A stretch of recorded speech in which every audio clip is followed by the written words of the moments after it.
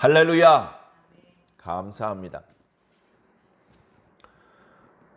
지난 화요일 날 저는 전주의 모 고등학교에서 학생들 앞에서 예배를 인도했었습니다. 그 학교는 제가 매주 방문하여서 학급에 들어가서 체프를 지도하던 학교입니다. 미션 스쿨이기 때문에 중요한 일과 중에 1시간을 빼서 일주일에 한 번씩 하나님의 말씀을 들을 수 있는 그런 시간을 할애하는 그런 학교였습니다. 아이고, 공부할 시간도 없는데 무슨 정규 그 학사 일정에 예배 시간을 넣으면 어떻게 해? 지금 경쟁을 하는 다른 고등학교 학생들은 눈에 불을 켜고 공부를 하고 있을 텐데 이놈의 학교 이거 잘못된 학교구만? 어쩌면 이렇게 생각하는 분도 있을지 모릅니다. 그러나 그 학교는 처음에 설립될 때부터 하나님의 정신으로 학교를 세웠고 하나님의 정신으로 학생들을 지도할 것을 목적으로 학교가 세워졌습니다. 학교를 운영하는데 룰이 있죠. 규칙이 있습니다. 학교니까 교칙이 있습니다. 교칙은 어느 학교나 비슷합니다. 정부에서, 교육부에서, 그리고 교육청에서 요구하는 가이드라인을 지켜주어야 됩니다. 그러나 그렇게 교육청에서 요구하는 것을 지킨 그 이상 그 나머지 부분은 학교에서 재량권을 가지고 여러 가지로 특색 있게 교칙을 만들 수 있는데 이 학교는 처음에 설립할 때부터 기독교 정신으로 설립했기 때문에 우리는 학생들에게 일주일에 1시간 예배를 드리도록 한다. 이런 이제 규정이 있어요. 교사를 채용할 때도 교육청의 기준을 충족한 사람 중에서 기독교인만 선택을 합니다. 사립학교이기 때문에 선생님을 선택을 할 때 선생님의 학력과 경력과 실력을 봅니다. 학력과 경력과 실력에 문제가 없다면 그 다음엔 신앙으로 판가름합니다. 더 신앙이 좋은 사람이 교사로 채용이 됩니다. 부장교사가 되고 교감과 교장이 될 때도 마찬가지입니다. 이사진들이 면접을 봅니다. 우리 학교의 교감 선생님이 될 분 후보를 선정해 놓고 서류 검토가 끝났습니다. 이분들 중에는 누가 교감 선생님을 해도 아무 문제가 없습니다. 아주 자질이 뛰어나신 선생님입니다. 자, 그러면 누가 신앙이 좋은 분인지 면접을 통해서 확인해 봅시다. 그래서 면접을 보는 겁니다. 주일날 교회는 잘 다니고 있습니까? 교회에서 맡은 직분은 무엇입니까? 네? 집사라고요? 아니, 교감 선생님이 되실 분이 아직도 집사라니요.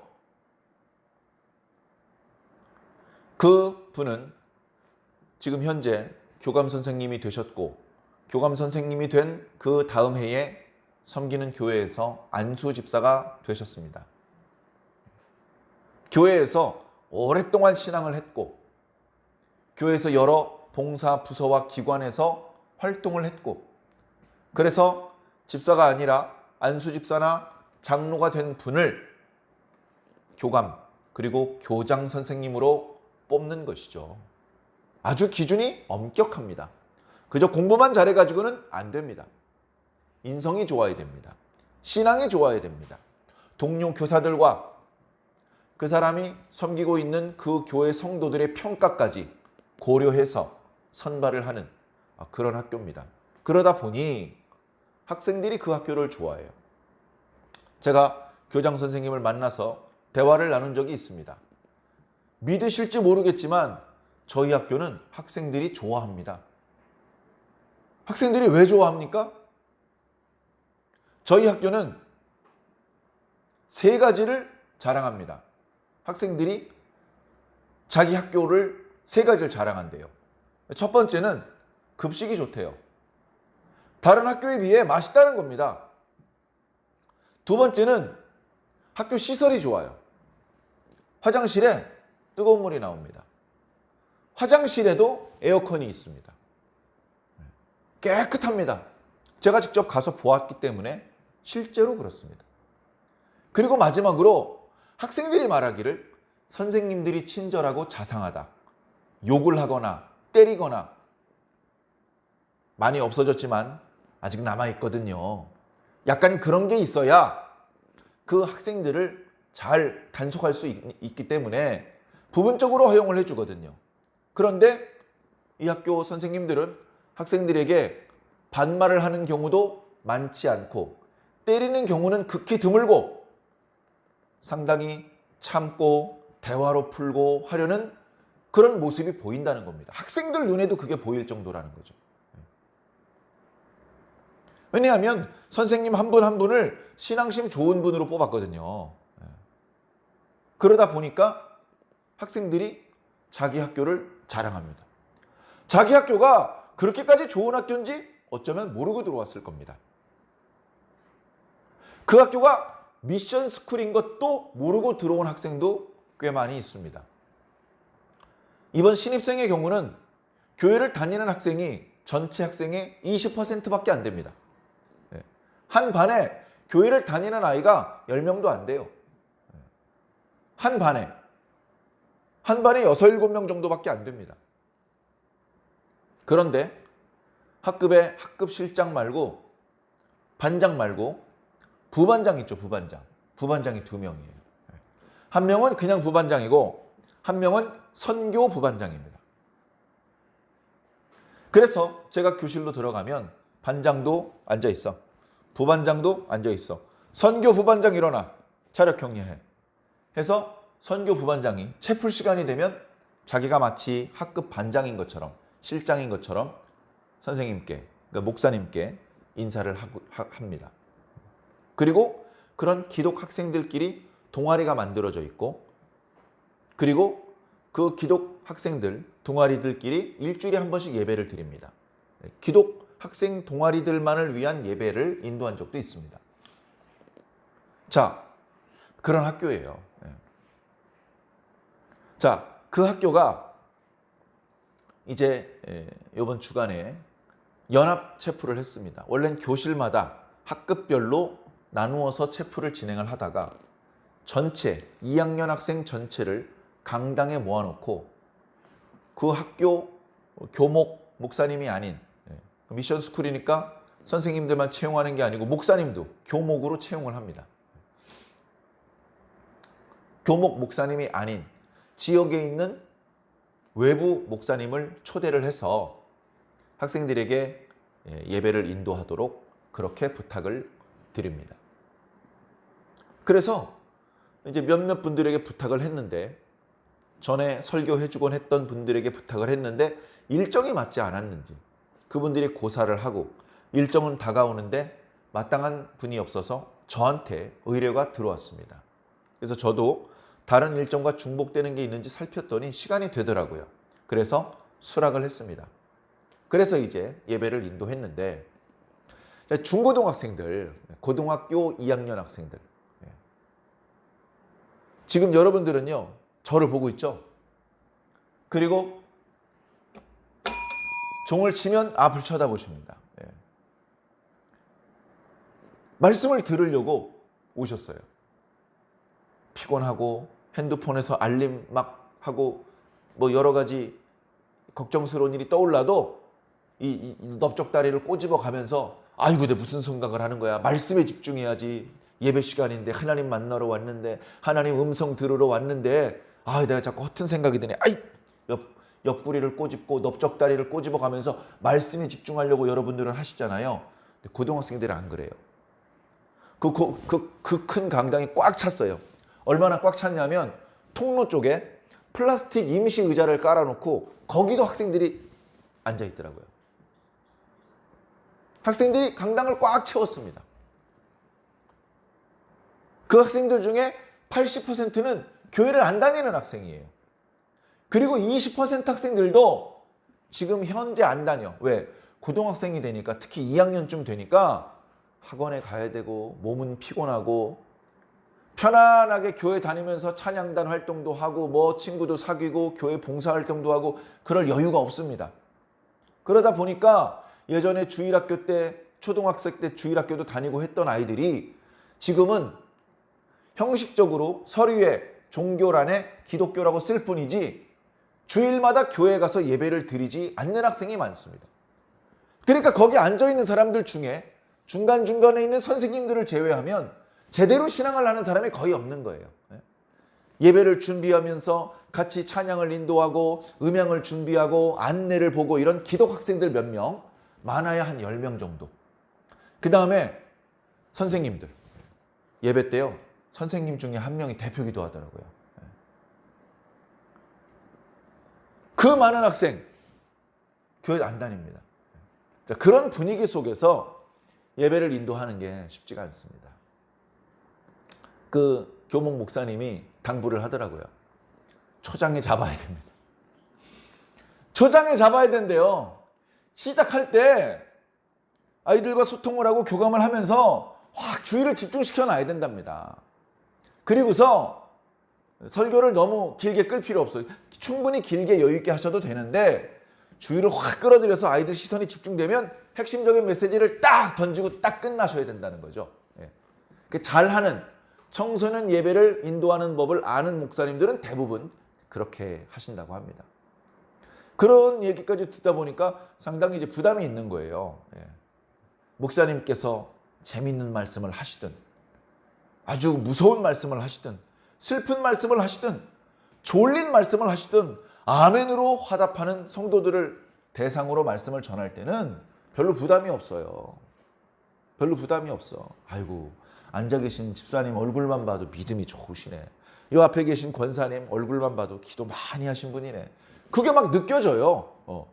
그러면 아이고, 이거 어떻게 시작해야 되지? 막 그렇게 바들바들 떨 필요 없어요. 아무렇게나 편안하게 말씀을 전해도 다 은혜를 받는 분들이기 때문에. 그러나 청소년들은 초장에 앉아보면요, 20분 30분 동안 계속 야 여기 좀 봐볼래? 야야 조용히 좀 해봐. 이러다가 설교 끝나버려요.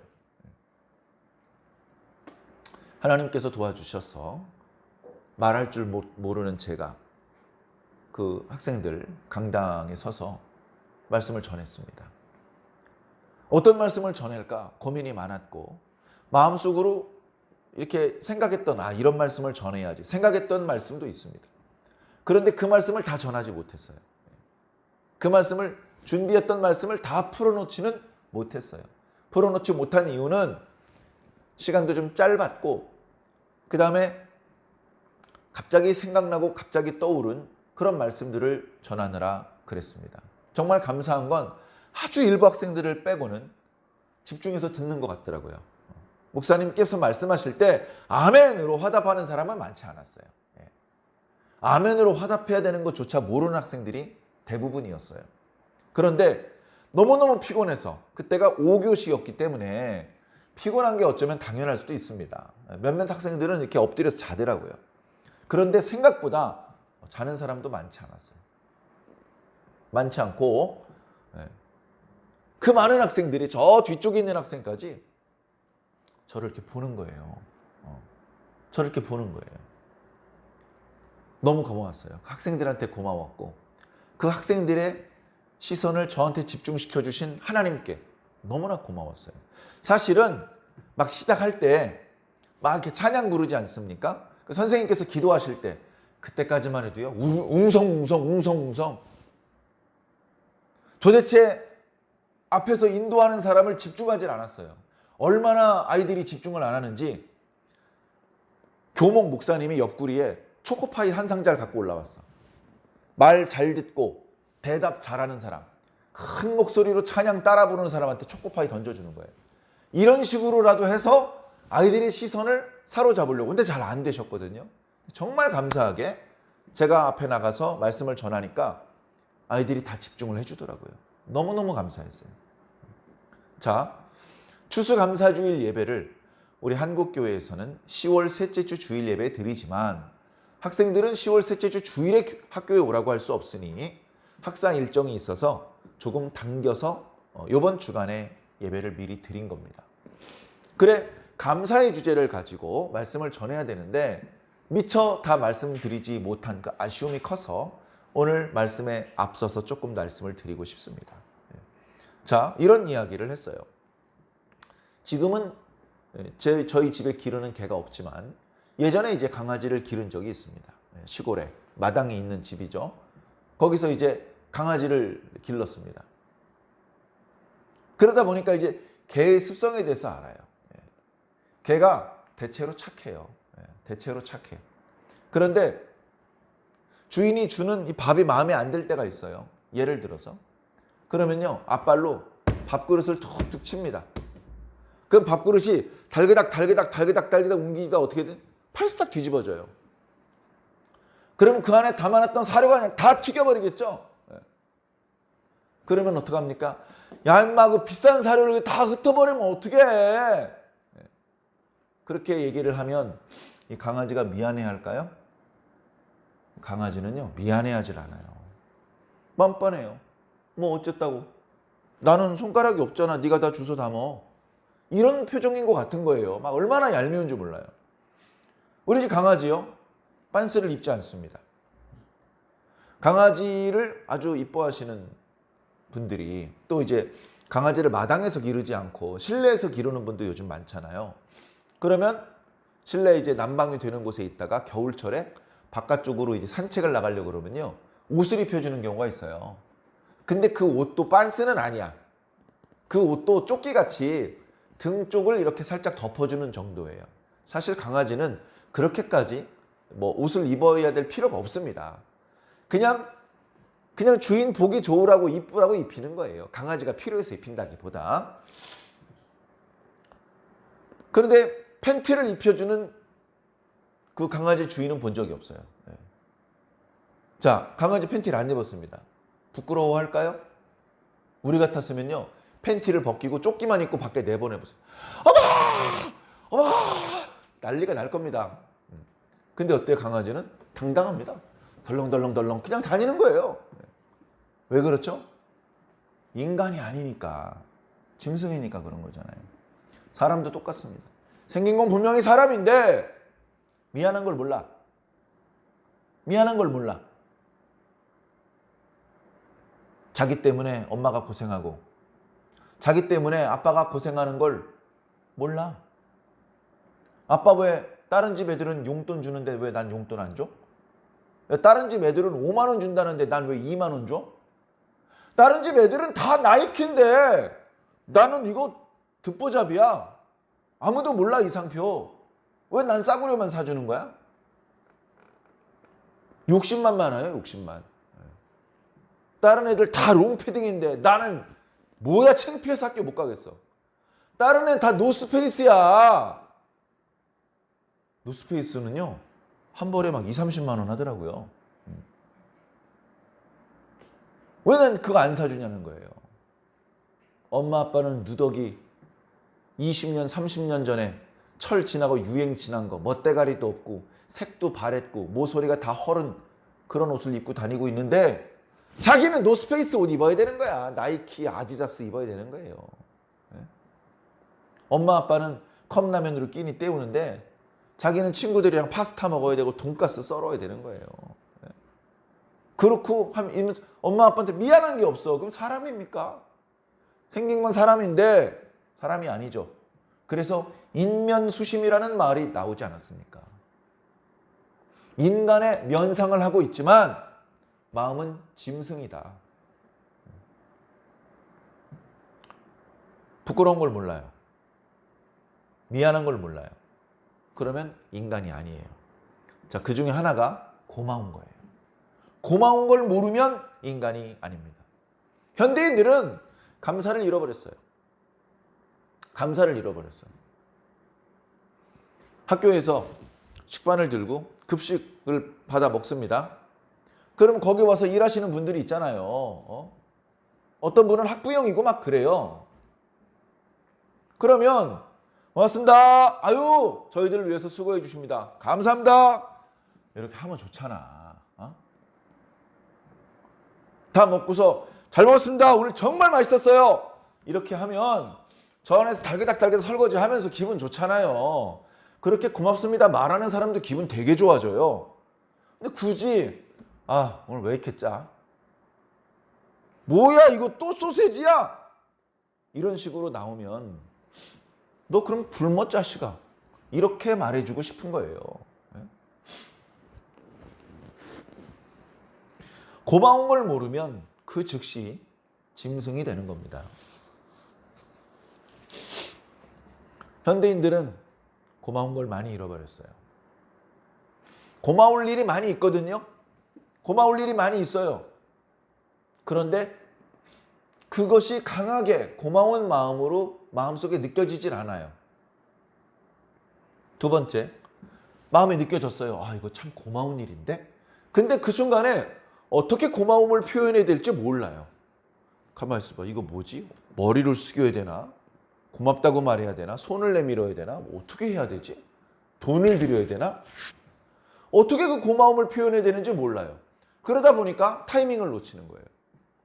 고맙습니다 해야 될 타이밍을 놓치고 한참 지나고 나니까 이제 찾아가서 고맙다고 말하기는 좀 이상한 것 같고 결국 감사를 못하고 지나가는 것이죠. 그런데 좀 늦더라도 고마움을 표현하는 것이 그게 맞는 것 같습니다. 그래, 학생들 앞에서 누가복음 17장 말씀을 읽었어요. 거기 보면 문둥병자가 10명이 나옵니다. 피부 질환자들이죠. 그 피부 질환자들이 예수님께 고침을 받으러 와요. 근데 예수님께서 넌 이름이 뭐니? 아이고 너 고생 많았구나. 이렇게 한 명 한 명 얼굴도 보아주시고 대화도 나눠주시고 아픈데도 봐주시고 이렇게 할 줄 알았는데 그게 아니고 야 이리 올 것 없어 제사장한테 그냥 가. 그렇게 말한 거예요. 문둥병자들이 자신들이 기대했던 것과는 좀 달랐죠. 그러나 예수님께서 제사장한테 가보라니까 그쪽으로 일단 갑니다. 가다 보니까 고쳐졌어요. 제사장을 향해서 걸어가다가 언제쯤 고쳐졌는지는 모르겠는데 이렇게 보니까 손이 깨끗해져 있어요. 옆 친구를 보니까 얼굴이 깨끗해져 있어요. 고쳐졌네. 야호! 하더니 어디로 갔습니까? 제사장한테 가지 않고 각자 뿔풀이 흩어졌어요. 자기 집으로 가버렸어요. 자, 근데 10명 중에 한 명이 집으로 가지 않았어요. 제사장한테 가지도 않았어요. 어디로 갔죠? 예수님한테 돌아왔어요. 예수님은 야! 제사장한테 가봐. 라고 말씀하셨던 그 자리에 아직도 서 계셔요. 멀리 안 가신 것이죠. 그 예수님 앞에 나와서 아까는 서서 고쳐달라고 했는데 지금은 고쳐진 상태라서 그 앞에 무릎을 꿇고 엎드렸습니다. 주님 감사합니다. 제가 이렇게 깨끗하게 고쳐졌습니다. 예수님께서 그 친구를 일으켜 세우시면서 말씀하십니다. 왜 너만 왔니? 다른 9명은 못 고쳐졌니? 너만 고쳐졌니? 아니요. 다른 9명도 다 고침을 받았어요. 그 친구들은 각자 집으로 다 뿔풀이 흩어졌어요. 아이고, 그래도 너는 나한테 왔구나. 너는 그래도 나한테 와서 감사하다고 말하는구나. 아이야, 네 믿음이 너를 구원하였느니라 하면서 보내줬어요. 그 9명의 문둥병자는 어떻게 됐습니까? 정말 안 고쳐졌나요? 고쳐졌습니다. 그런데 뭘 안 보냈어요? 고마운 일은 당했는데 고마움을 표현하지 못했잖아요. 고마움을 표현해야 되잖아요. 우리가 고마운 일을 당했을 때는 두 가지 방법으로 고마움을 표현해야 됩니다. 하나는 사람에게, 나에게 그 고마운 행동을 해주신 그 사람에게, 아이고 오늘 맛있는 음식을 만들어주셔서 고맙습니다. 아이고 저희 동네를 이렇게 깨끗하게 청소해 주셔서 고맙습니다. 그렇게 나에게 좋은 일을 해준 그 사람에게 고맙다고 해야 되고, 두 번째는 하나님께 감사해야죠. 하나님께 감사해야죠. 하나님께 감사했으니까 너한텐 고마워할 필요가 없어. 잘못된 모습입니다. 사람에게 고맙다고 했으니까 하나님께는 고맙다고 할 필요가 없어 라고 생각하는 것도 잘못된 생각입니다. 반드시 하나님께도 감사하고 그 옆에 있는 사람에게도 감사해야 됩니다. 잘못을 저질렀을 때도 마찬가지입니다. 그 사람에게도 미안하다고 해야 되고 하나님께도 회개의 기도를 드려야 되는 것이죠. 우리 그리스도인들은 항상 그렇게 해야 됩니다. 자, 못했어요. 1년이 지나더라도 2년이 지나더라도 심지어 예수님께서 십자가에 달려 돌아가신 이후에라도 하나님께 돌아와서 감사해야죠. 감사해야 됩니다. 영생고등학교 학생들 중에는, 아이고 학교 이름을 말해버렸네.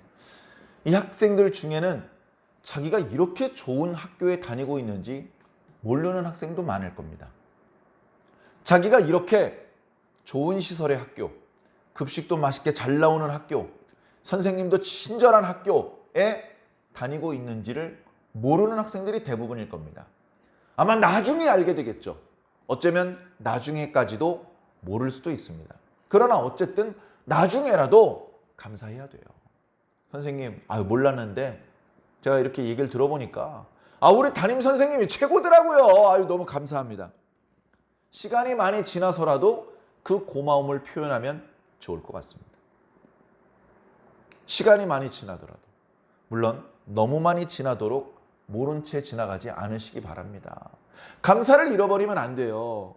감사는 사람을 사람 되게 만드는 것이기 때문에 그렇습니다. 오늘 말씀 다윗의 이야기인데요. 다윗도 어쩌면 마찬가지인 것 같아요. 물론 다윗은 늘 기도하던 사람입니다. 늘 감사하던 사람입니다. 그런데 오늘 말씀을 보면 이게 뭐지? 다윗 맞나? 의심이 들 정도로 전혀 감사하는 모습도 없고, 기도하는 모습도 없고, 신실한 모습, 경건한 모습 없습니다. 아주 나쁜 놈이에요. 오늘 말씀에 보니까. 우리 그리스도인들이 교회 갈 때 신사복도 입고, 말도 믿기 전처럼 상스러운 말 잘 안 쓰고, 아주 신사죠. 인격자입니다. 그런데 그런 우리 그리스도인들도 때때로 거친 말도 쓰고 악한 생각도 떠오르고 화를 주체하지 못해서 실수를 할 때도 있습니다. 그럴 때는 범죄하게 되죠. 범죄하면 결국 그 대가를 치르게 됩니다. 죄의 대가는 무겁습니다. 너무나 무거워요. 신호 위반을 했어요. 단속 카메라에 찍혔습니다. 범칙금 고지서가 왔습니다. 5만 원, 6만 원, 비싸봤자 7만 원, 8만 원입니다. 돈이 많은 사람은 10만 원을 범칙금을 물어도 고통스럽지 않아요. 서민들은 너무나 뼈아파. 5만 원, 6만 원짜리 범칙금 고지서가 날아오면 너무너무 속상합니다. 그리고 전에 단속됐던 길을 지나갈 땐 조심합니다. 속도 위반, 신호 위반 안 하려고. 부자들은요, 10만 원씩 벌금을 내도 고통스럽지가 않기 때문에 조심하질 않아요. 그래서 어떤 나라에서는 부자들에게는 똑같은 위반을 했더라도 범칙금을 더 많이 매겨서 고통을 느끼게끔 하자는 것이죠.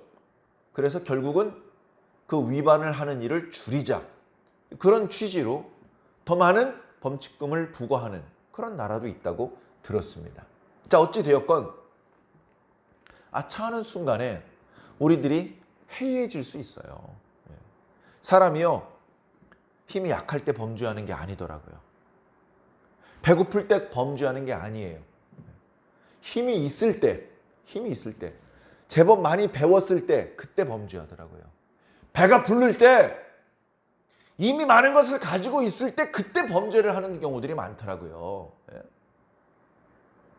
오늘 다윗의 경우가 그런 경우입니다.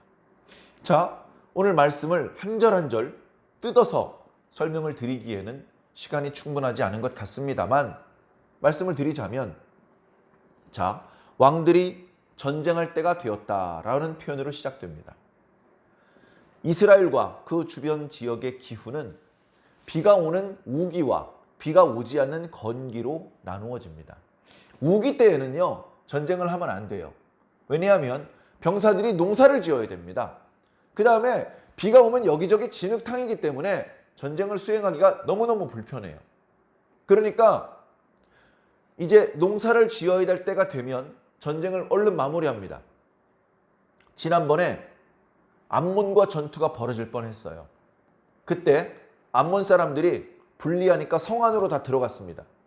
그때 무리하게 성을 포위해서 공격하지 않고 서둘러 돌아왔어요. 아, 왜 그랬지? 야, 기세를 잡았을 때 밀어붙여야지. 우리는 그런 생각을 할 수 있겠습니다만 그 지역의 기후를 생각한다면 돌아갈 수밖에 없었어요. 빨리 돌아가서 병사들을 쉬게 해줘야 되고 각자 고향으로 돌아가서 농사 준비를 해야 됩니다. 6개월 동안은 농사를 지을 수가 없는데 이제 농사 시즌이 되었기 때문에 농기구도 점검해야 되고 밭도 돌아봐야 되고 종자도 살펴봐야 되고 준비할 것들이 많습니다. 그러다가 하나님께서 이른 비를 내리시면 얼른 나가서 땅을 갈고 씨를 뿌립니다. 간간히 비를 내리면 그 씨앗들이 쭉쭉쭉 뿌리를 내리고 이제 줄기를 뻗고 잎을 내겠죠. 그러다가 마지막에 늦은 비를 내리면 땅에 있는 양분을 쭉 빨아먹고 열매가 통통하게 열립니다.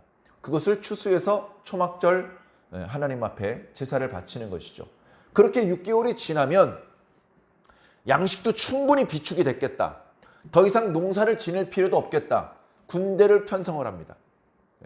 한쪽에서는 지난번에 거둬들인 세금에서 병사들에게 줄 월급과 식량들을 비축해 놓습니다. 준비해 놓죠. 또 한쪽에서는 병사들을 동원합니다. 동원해서 훈련시키고 옷을 입히고 무기를 지급해주고 군사훈련을 합니다. 준비가 끝나면 출동하는 것이죠. 그래 다윗은 이스라엘 군대를 암몬 지역으로 출격시켰습니다. 이미 지난 6장 말씀을 통해서 북쪽에 아람, 남쪽에 에돔, 서남쪽에 블레셋, 동남쪽에 모압을 격파한 말씀을 들었습니다.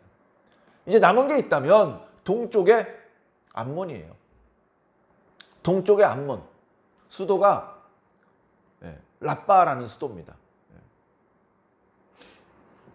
그래서 그리로 이제 공격해 들어가는데 암몬 족속은 그렇게 큰 족속은 아니지만 그 라빠라는 성 자체가 아주 요새고 이중 성벽이 또 높아요. 내부 구조가 복잡해서 외부에서 공격하는 것이 너무너무 힘듭니다. 포위를 해도 몇 년씩 버텨낼 수 있는 그런 구조로 만들어 있어서 그 성읍을 함락시키고 항복을 받아내는 건 너무너무 어려워요. 그럴 만한 성읍이 없었던 블레셋은 뜻밖의 빨리 항복을 받아낼 수 있었습니다. 근데 암몬은 훨씬 약한 민족이었는데도 불구하고 항복을 받아내지 못한 것이죠. 자, 그쪽으로 군대 장관 요압과 대부분의 정예 병사들을 보냈습니다. 그런데 다윗은 가지 않았어요. 왜 다윗이 안 갔을까요? 아마 병사들이 가지 말라고 했겠죠. 왕이시여 옥체를 보증하시옵소서. 이 험악한 전쟁은 저희들이 할 테니까 왕께서는 왕궁에서 쉬고 계십시오. 저희들이 승전보 좋은 소식을 들려드리겠습니다. 조금만 기다려 주십시오. 충성스러운 마음에 왕께서 직접 출전하지 못하도록 막았을 것입니다. 이미 이스라엘은 대제국이 됐습니다. 국민들도 많고 병사들도 많고 세금도 많이 걷어들여서 아쉬울 게 없죠. 과거에 따르는 사람들이 200명밖에 안 됐을 때, 따르는 사람이 600명밖에 안 됐을 때는 다윗이 모든 전투에 직접 참가해야만 했습니다. 다윗이 헤브론에서 유다 지파의 왕이었을 때, 그리고 예루살렘으로 옮긴 이후에도 초기에는 다윗이 직접 전투에 참가할 수밖에 없었어요. 다윗이 전투에 참가해야, 전투를 앞두고 다윗이 먼저 기도를 해야 하나님의 도움을 받을 수 있고 승리할 수 있습니다. 다윗이 최전선에서 칼을 휘두르지 않고 저 뒤쪽에서 팔짱을 끼고 있더라도 다윗이 전장에 함께 가면 병사들이 용기가 100배 했어요. 야, 다윗 왕이 함께 오셨다. 그 말은 하나님도 함께 오셨다는 뜻이야. 그럼 우리 이겼다는 뜻이야. 그런 생각을 가지고 있었을 때였습니다. 그런데 이번 전투에는 다윗이 출전하지 않았습니다. 다윗은 무엇을 했을까요? 그냥 왕궁에 있었습니다. 근데 말씀을 보니까 상황이, 자, 2절 말씀이에요. 저녁 때에 다윗이 침상에서 일어나. 자, 저녁은 침상에서 일어나는 시간이 아니고 침상에 누우러 가는 시간이잖아요. 근데 저녁 때에 침상에서 일어났다는 거예요. 그 말은 뭐냐면 여태 침상에 누워 있었다는 겁니다. 물론 더운 시기였기 때문에 한낮에 아주 뜨거울 때는 그늘을 찾아서 낮잠을 자는 관습이 있습니다. 지금도 그런 관습이 남아 있습니다. 한낮에는 일을 할 수도 없고 물건을 나를 수도 없고 농사를 지을 수도 없고 여행길을 가기 위해서 걸어 다니는 것도 위험한 행동입니다. 그렇기 때문에 여행을 하던 사람들도 나무 그늘 같은 곳에서 쉬어야 되고, 그리고 성읍에 있는 사람들도 다 집으로 들어가서 쉽니다. 우리가 잘 아는 사마리아 성읍에서 예수님과 한 여인이 만났던 이야기, 그때가 한낮에 더울 때거든요. 다 각자 자기 집에서 낮잠을 자는 시간입니다. 근데 그 더운 시간에 그 여인은 우물에 물을 기르러 온 거예요. 왜냐하면 사람들이 많이 있을 때 오면 입방아를 찧어대니까, 저 불려시 같은 여자 지금은 또 어떤 남자를 꼬셨나, 아유 저 여자 때문에 우리 동네가 아주 집값이 다 떨어져, 이렇게 욕을 해대니까 듣기 싫으니까 한낮에 더울 때 이렇게 물동이를 쥐고 나르는 건 참 힘든 일이지만 욕을 듣는 것보다 낫겠다 싶어서 아무도 없을 때 이제 우물가에 갔다가 거기서 예수님을 만난 거죠. 결국 물동이를 버려두고 마을로 들어가서 예수님께 대하여 알리고 결국 예수님을 믿게 되긴 했습니다만, 그럴 정도로 그 낮에 가장 뜨거운 시간에는 다 다니지 않는 것이죠. 그래서 다윗도 왕궁에서 낮잠을 잤을 것이다. 그 뭐 대단히 욕할 일도 아니야. 다 자는 거니까 원래.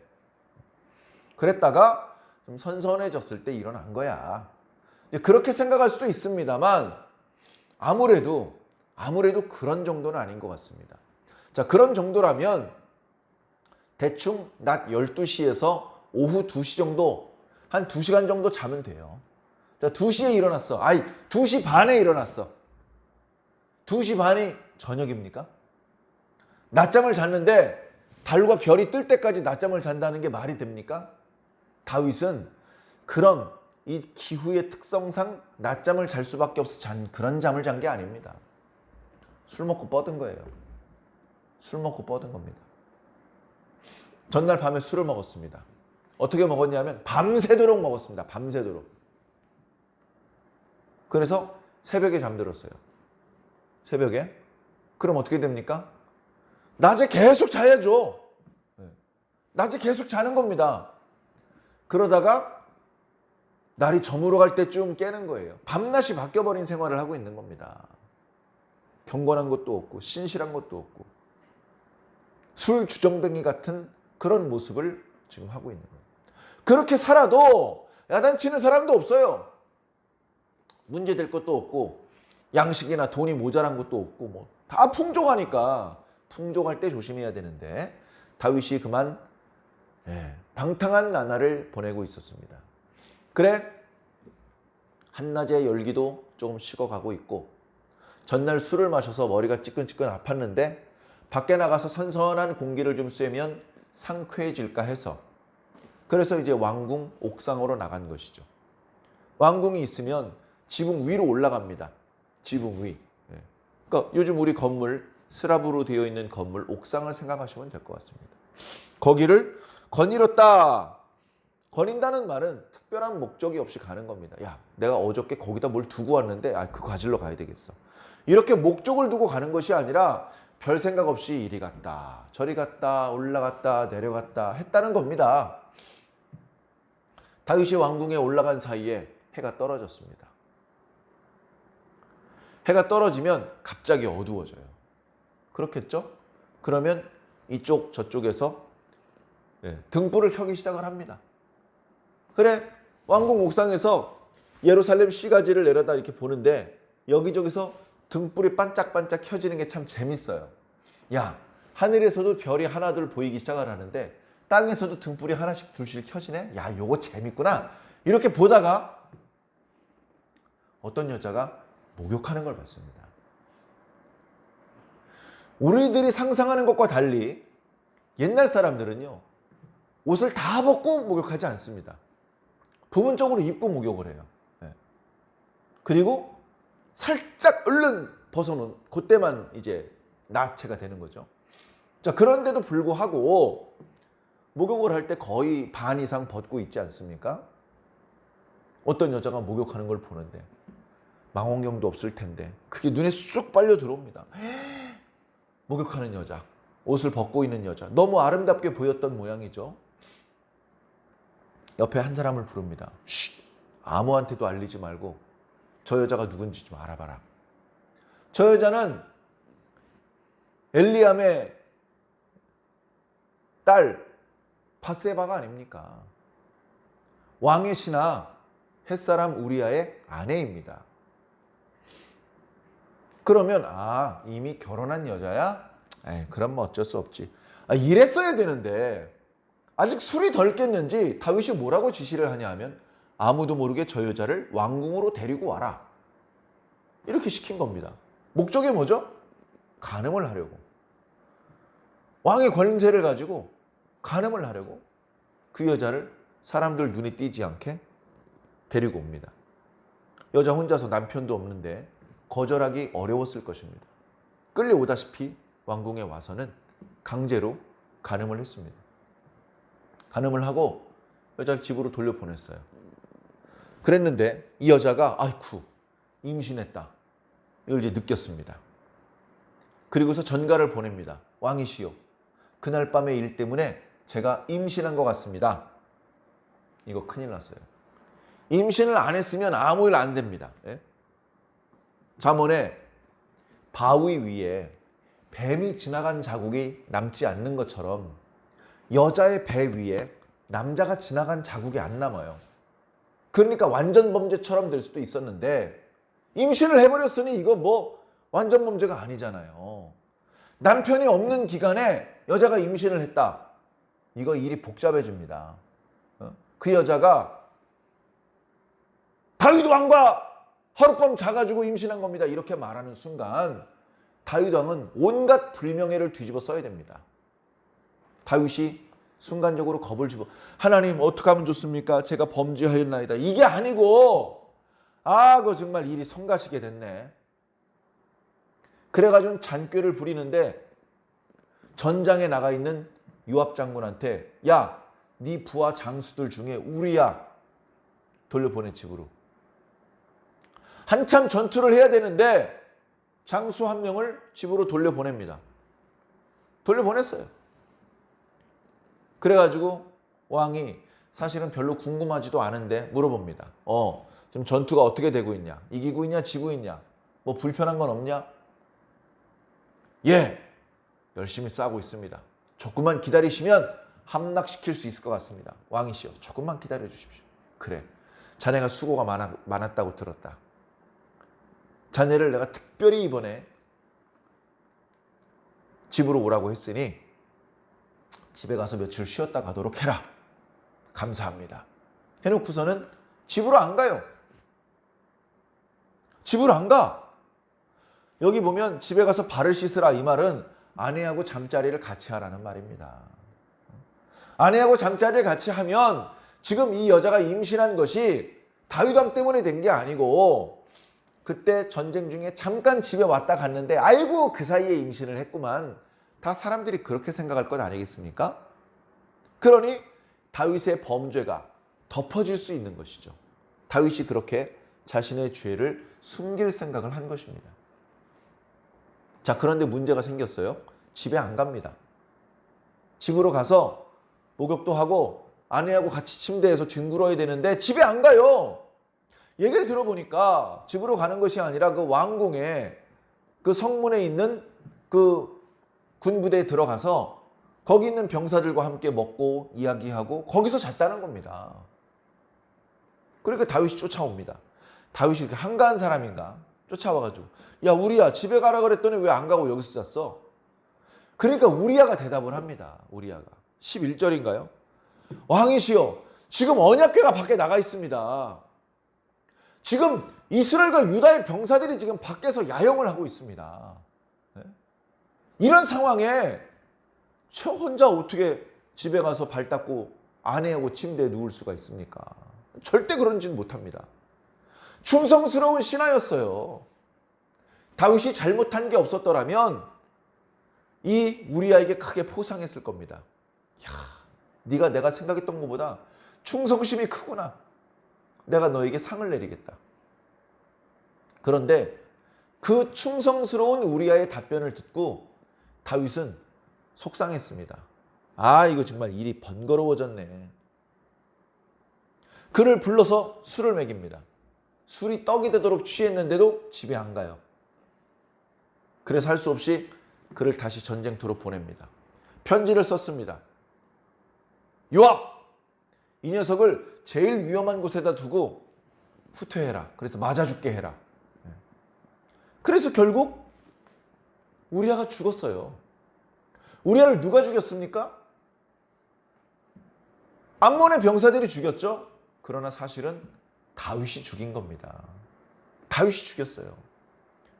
지금 짧은 순간에 다윗은 유부녀를 간음했어요.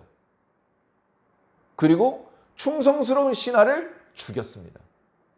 간음죄와 살인죄를 저질렀습니다. 10계명으로 말하면 6계명과 7계명을 어겼습니다. 자, 장수가 죽었어요. 우리 그 아내는 밧세바는 남편이 죽었다는 이야기를 듣고 엉엉 웁니다. 남편 장례를 치렀겠죠. 장례의 기간이 끝나자마자 사람을 보내서 그 여자를 아주 자기 후궁으로 만들어 버립니다. 배가 부르기 전에 어이구 임신했구만. 사람들이 눈치채기 전에 얼른 왕궁으로 데리고 들어와서 후궁을 만들어 버려야 돼. 그래서 결국 아들을 낳습니다. 그러면 어떻게 됩니까? 아, 저 여자가 후궁이 된 이후에 아이가 생겼구나. 그래서 아이가 태어난 거구나. 이렇게 사람들을 속이는 거예요. 그렇게 해서 자신이 간음을 저질렀던 사실과 살인을 저질렀던 사실을 덮는 겁니다. 문제는 뭐죠? 이거 하나님께서 다 보셨어요. 하나님께서 다 보신 겁니다. 오늘 말씀 맨 마지막 구절을 봅니다. 그 장례를 마침에 다윗이 사람을 보내 그녀를 왕궁으로 데려오니 그녀가 그의 아내가 되어 그에게 아들을 낳았는데 다윗이 행한 그 일이 여호와 보시기에 악하였더라. 사울 왕이 죽고 1장부터 5장까지 내분 상황이었던 다윗이 유다 지파의 왕으로 7년을 지냈는데 6장부터는 남북이 다시 유다 지파의 왕이 아니라 이스라엘 12지파의 왕이 되었습니다. 그리고서 동정서벌을 해서 동서남북의 모든 대적들을 굴복시켰고 그리고 언약궤가 이스라엘 땅으로 들어와서 그 하나님의 축복을 받게 됐죠. 다윗 언약의 말씀을 듣기도 했습니다. 그래, 하나님의 은혜 가운데 아내도 많아졌고 아들도 많아졌고 영토는 확장됐고 국민도 많아지고 하나님께서 만약에 다윗에게 여자가 필요하다면 하나님, 제가 이미 아내가 많긴 하지만 한 명만 더 주시면 안 될까요? 하나님께서 주셨을 겁니다. 이미 결혼한 유부녀들 말고 아리따운 처녀들 중에서 얼마든지 또 후궁을 주실 수도 있습니다. 그런데 이건 하나님께 부탁하지도 않고 하나님과 상의하지도 않고 자기 멋대로 욕심에 이끌려서 이미 결혼한 여자를 간음하고 그의 남편을 강제로 때려 죽여가지고 자기 아내를 만들었어요.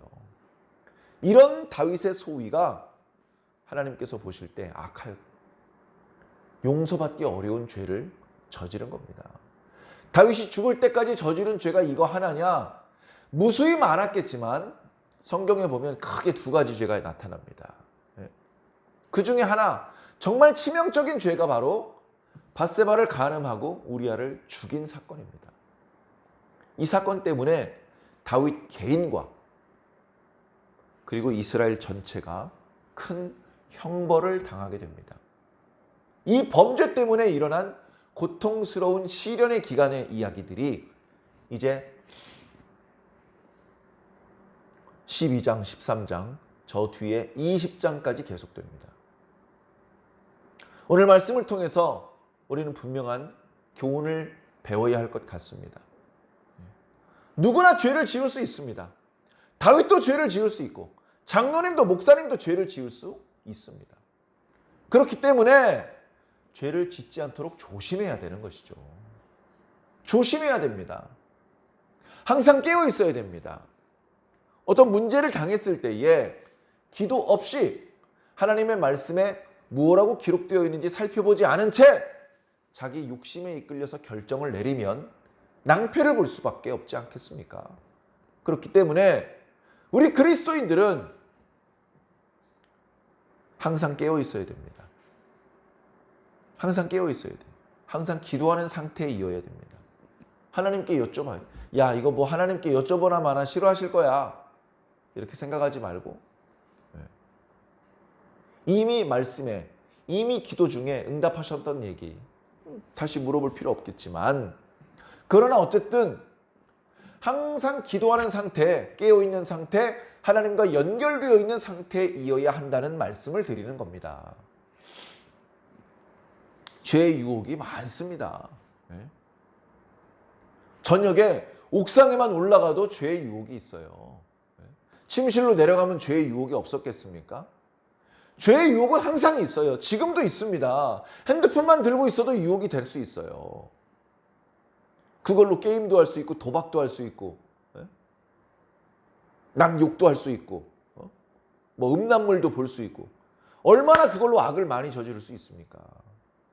그런 유혹이 있는데 내가 깨어 있으면 이길 수 있는 것이죠. 배를 타고 바다를 건너서 저 섬으로 가야 되는데 아이고 바다가 깊어. 바닷물 깊으면 어떻습니까? 배 밑창에 구멍이 안 뚫려 있으면 바닷물이 아무리 깊어도 건너갈 수 있습니다. 유혹이 아무리 많아도 내가 항상 기도하는 상태, 하나님과 연결되어 있는 상태, 졸려가지고 꾸벅꾸벅 조는 상태가 아니고 맑게 깨어있는 상태라면 마귀의 속임수에 속지 않을 수 있습니다. 유혹 뿌리칠 수 있습니다. 그렇게 다 뿌리치면 중간에 넘어지지 않고 함정에 빠지지 않고 안전하게 목적지에 도착할 수 있는 것 아니겠습니까? 다윗은 실수했습니다. 다윗은 이 순간에는 실패한 겁니다. 이 이야기를 반면교사 삼은 우리 성도들은 실패하지 않으시기 바랍니다. 우리들은 실수하지 않으시기 바랍니다. 두 번 다시 실수를 반복해서 하나님을 실망시켜드리지 말고 여러 가지 어려움이 있겠지만 잘 극복해서 하나님 편에 기쁨을 드렸으면 좋겠습니다. 요셉이요, 자기 주인 보디발의 아내하고 간음을 할 수 있는 기회가 있었어요.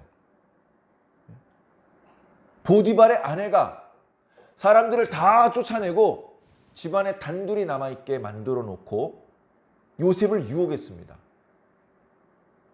그때 요셉이요, 그 여자가 잡으니까 옷을 벗고 도망갔어요. 결국은 모함을 당해서 감옥에 갔지만, 그래서 고통을 당했지만 하나님 앞에 떳떳하잖아요. 하나님 앞에 사람들에겐 일일이 해명할 수 없지만 하나님께서 다 아시잖아요. 하나님 앞에 떳떳합니다. 감옥에 갇혔지만 부끄럽지 않습니다. 잘못을 저질러 놓고 뻔뻔한 게 아니고 잘못을 저지르지 않았기 때문에 당당할 수 있는 것이죠. 그래서 감옥에서도 하나님과 연결된 상태로 지낼 수 있었습니다. 우리가 다소 억울하고 또는 불편한 부담스러운 상황을 만나게 되더라도 하나님 앞에 떳떳하고 당당할 수 있기를 바랍니다. 오늘 다윗은요, 하나님 앞에 부끄러움을 모르는 짐승과 같은 모습이에요. 사람은 부끄러움을 알아야 돼요. 하나님께 죄송한 마음, 미안한 마음을 먹을 수 있어야 됩니다. 안타깝게도 지금 기도하지 않은 상태, 하나님과 연결되어 있지 않은 상태, 깨어있지 않은 상태인 다윗은 사람이라고 말하기 어려운 상태입니다. 사랑하는 성도 여러분, 절대 저와 여러분들에게는 이런 모습, 이런 상태가 나타나서는 안 될 줄 믿습니다. 항상 깨어서 실수하고 범죄하는 다윗이 아니라 실수한 적 없으신 예수님만을 닮고 그분의 뒤말을 묵묵히 따라갈 수 있는 저와 여러분들이 꼭 되시기를 예수님 이름으로 간절히 축원합니다.